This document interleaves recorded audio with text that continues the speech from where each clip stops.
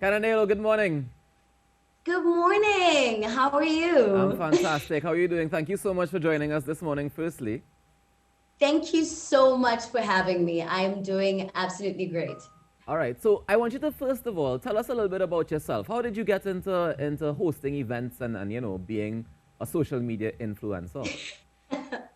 It's actually quite a funny story. I started off as a rapper, actually. Oh, I started out in music, and well, things were not working too well for myself. And I thought, how about I rebrand as hmm, an event host? Because obviously I can handle myself in front of a crowd. And yeah, the rest, as they say, is history. okay, okay. And you still live in Lesotho, right? Yes, I still live in Lesotho, have never lived away from home. Nice. And I understand that your social media is very heavily riddled with the sights and the sounds and the experiences of Lesotho. Why did you decide to showcase that on your social media? So I try to showcase more of a modern Mosotho's lifestyle. It's very different because I grew up in the city, I live in the city, Hmm. and the way life is there is almost mimics what's happening all over the world. Right. So I try to show my Bosotho through how I interact.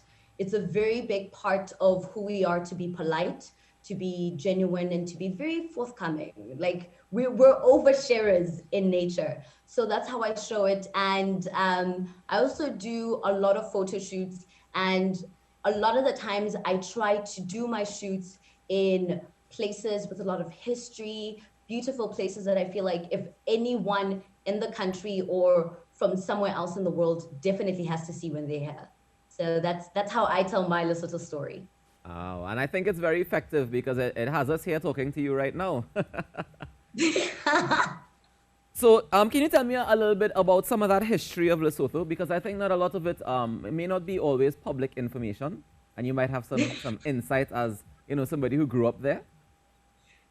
I actually I had to censor myself. There isn't too much I want to give away because I want people to visit as soon as, the world is in a different place. Yeah. But just to give you an overview, Lesotho is a landlocked country. We are based in the in the southern part of Africa. We're literally enveloped in South Africa. So that's one thing. We're not a part of South Africa. We're just like in there somewhere.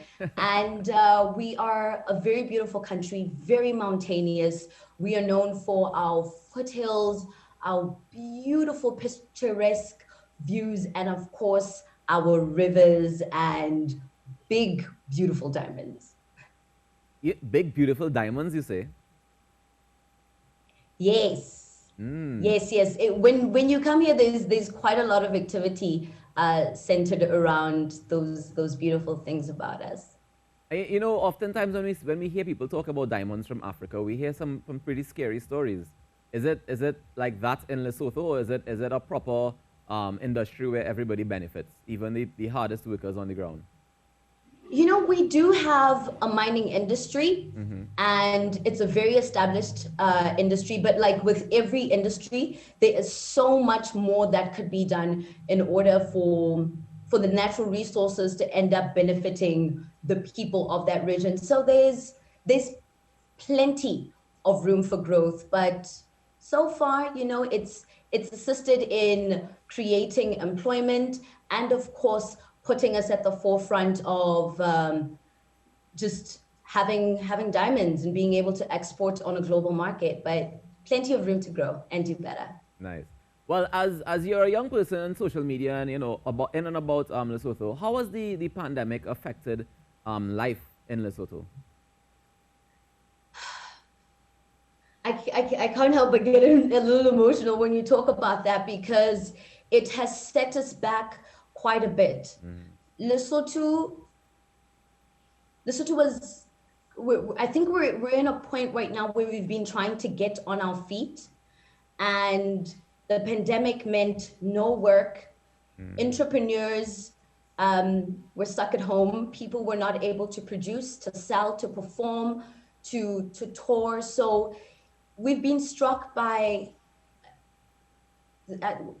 like something that I'd say is the highest level of unemployment, especially with our youth. Yeah. So that's happened, and we're just really set back. I think it made us realize that we're not where we should be, because Right. we started seeing a lot of gaps in our different ministries and our different departments, and it's just been a really heartbreaking experience for us. Of course. But is there hope on the horizon looking forward? Looking forward, we look forward to being able to manage COVID-19 so we can open our country to the global market. Yeah.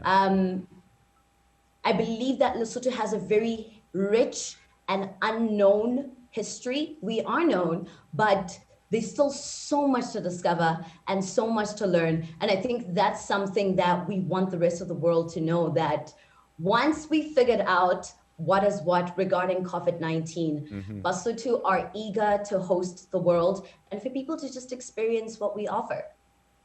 And you know what? I look forward to hopefully one day being able to visit Lesotho myself.